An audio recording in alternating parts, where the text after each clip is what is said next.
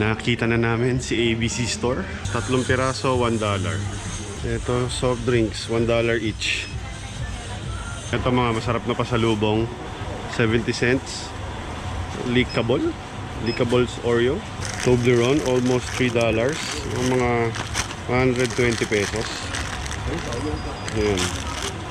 Sneakers, 65 cents din. KitKat. Yung presyo ng Toblerone. More teachers, ganun din. Dito sa Singapore, parang mababaya yung crime rate nila. Kung ito nakalabas lang yung mga paninda.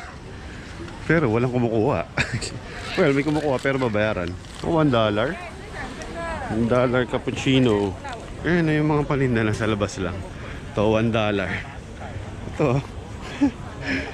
Kung sakali, pwede ba itong ilagay sa bag eh. Joke lang. Ayan, ito sa dulo na to. Oh. May tao.